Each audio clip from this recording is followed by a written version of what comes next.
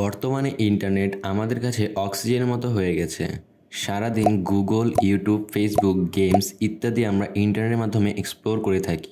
কিন্তু আমাদের মধ্যে অনেকেই জানে না আমরা যে ইন্টারনেট ব্যবহার করি তা শুধুমাত্র ইন্টারনেটের 4-5% অংশ। শুনতে অবাক লাগলেও এটা সত্যি। ইন্টারনেটে এমন অনেক কিছু আছে যার ব্যাপারে আপনি জানেন না। এটা ইন্টারনেটের সেই অন্ধকার জগৎ যেটা সাধারণ মানুষ অ্যাক্সেস করতে পারে না। এই অন্ধকার জগৎকে আমরা ডার্ক ওয়েব নামে জানি। ডার্ক ওয়েবের জন্ম হলো কিভাবে এবং ডার্ক ওয়েব কি শুধু খারাপ কাজে ব্যবহৃত হয় তা সব সম্পর্কে জানবো আজ আমরা এই ভিডিওতে। ইন্টারনেটের জগৎকে আমরা 3টি ভাগে ভাগ করতে পারি। প্রথমটি হলো প্রত্যেকটি মানুষ একটি ডিভাইসের মাধ্যমে ইজিলি অ্যাক্সেস করতে পারে, অর্থাৎ পৃথিবীর যে কোনো ব্যক্তি গুগলে গিয়ে কোনো একটি বিষয়ে সমস্ত ইনফরমেশন এবং ডাটাকে সরাসরি অ্যাক্সেস করতে পারে এবং পড়তে পারে, যার জন্য তাকে কোনো প্রকারের অ্যাকাউন্ট বা পাসওয়ার্ডের প্রয়োজন হয় না। এটি হলো সারফেস ওয়েব। এবং দ্বিতীয়টি হলো ডিপ ওয়েব, যেটা হলো ইন্টারনেটের সবথেকে বড় অংশ, যেখানে অ্যাক্সেস করার জন্য আইডি এবং পাসওয়ার্ডের প্রয়োজন হয়। এই ডিপ ওয়েবে ইন্টারনেট ইউজারদের পার্সোনাল ইনফরমেশনকে স্টোর করা হয়, যেমন online banking site, business site, hospital site, college, ভার্সিটির সাইট ইত্যাদি। ডিপ ওয়েব সম্পূর্ণভাবে লিগ্যাল, আর ডিপ ওয়েবকে আপনি ইজিলি আপনার ব্রাউজারের মাধ্যমে অ্যাক্সেস করতে পারেন, কিন্তু যদি আপনার কাছে তার অ্যাক্সেস থাকে তবে।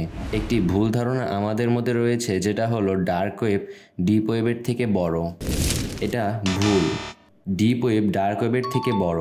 তৃতীয়টি হলো ডার্ক ওয়েব, যেটা আপনি নর্মাল ব্যবহৃত ওয়েব ব্রাউজার দ্বারা অ্যাক্সেস করতে পারবেন না।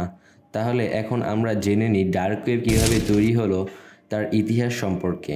ডার্ক ওয়েব এর ফাউন্ডেশন তখনই করা হয়েছিল যখন 1969-এ United States of America department এবং ডিফেন্স আরপানেটকে ডেভেলপমেন্ট করেছিল। আরপানেট অর্থাৎ advanced research project agency network. আরপানেটকে ইন্টারনেটের ব্যাকবোন বলা হয়ে থাকে।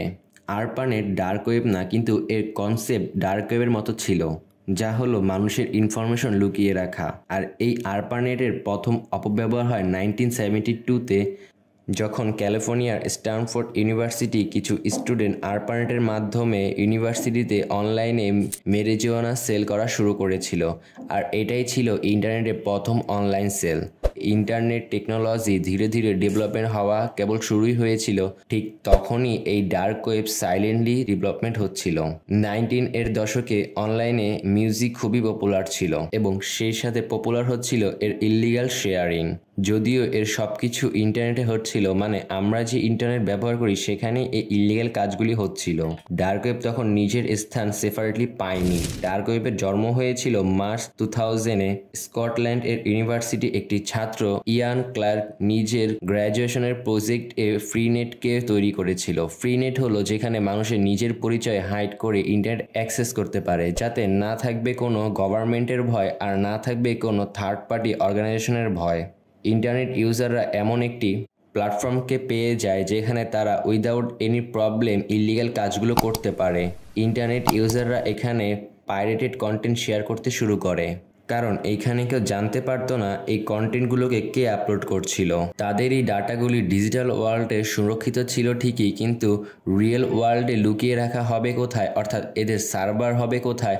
সার্ভার কি তা শর্ট কনসেপ্টে বুঝেনি। সার্ভার হলো ইন্টারনেটের সকল জিনিস যা আমরা এক ক্লিকে অ্যাক্সেস করতে পারছি, সেগুলো আসলে সার্ভারে স্টোর থাকে। যেমন গুগল, ইউটিউব, যে সকল তথ্য আমরা ইজিলি অ্যাক্সেস করতে পারি তা সবই গুগল সার্ভারে স্টোর থাকে। গুগলের সার্ভার জানে কে কি আপলোড করেছে।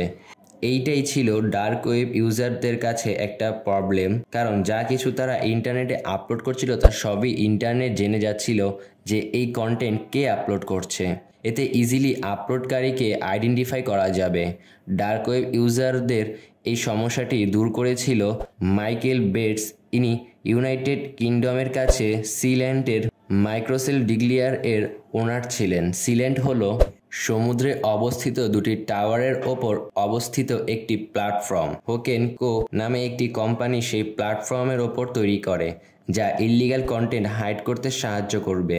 এই সিল্যান্ডে তিনি একটি সার্ভার তৈরি করে, আর এই সিল্যান্ড ইন্টারন্যাশনাল ওয়াটার ওপরে থাকার কারণে কোনো দেশের সরকার বা কোনো দেশের নিয়মকে ফলো করতে হতো না।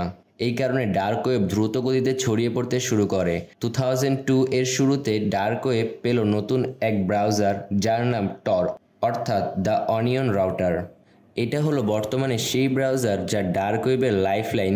এই ব্রাউজার ডার্ক ওয়েবকে অ্যাক্সেস করার জন্য সবথেকে পপুলার প্ল্যাটফর্ম টর। এতে কোনো ইউজার নিজের ইনফরমেশন রিভিল না করে, নিজের সার্চ হিস্টোরি এবং লোকেশনকে রিভিল না করে যে কোনো ওয়েবসাইটকে অ্যাক্সেস করতে পারে ইজিলি। এর মধ্যে যে ওয়েবসাইট রয়েছে তার ডোমেন নেম .onion, অর্থাৎ যে কোনো নর্মাল ওয়েবসাইটে ব্রাউজারের সাইটকে ওপেন করতে তার শেষে .com, .bd, .uk লেখা থাকে, ঠিক সেরকম টর ব্রাউজারে সার্চ করতে .onion হয়, যেমন google.onion, youtube.onion ইত্যাদি। ডার্ক ওয়েবের এই লাইফলাইন টরকে বানিয়েছিল ইউকে এর ইন্টেলিজেন্ট সায়েন্টিস্টরা। টর বানানো হয়েছিল 2001 এর এবং ইউজারদের কাছে রিলিজ করা হয়েছিল 2002-তে। টরের মাধ্যমে সকল ইল্লিগাল কাজ করতে শুরু করে ডার্ক ওয়েব ইউজাররা। ডার্ক ওয়েব ইউজাররা নতুন একটি প্রবলেমে পড়ে, তা হলো টাকা, অর্থাৎ তারা যা বেচাকেনা করবে তার সম্পূর্ণত টাকার উপর নির্ভরশীল। মানি ট্রানজ্যাকশন করতে হলে নিজের ইনফরমেশন শেয়ার করতে হবে ব্যাংকের কাছে, যা ডার্ক ওয়েব ইউজাররা করবে না, এবং ব্যাংকও ইনফরমেশন ছাড়া মানি ট্রানজ্যাকশন করতে দিবে না।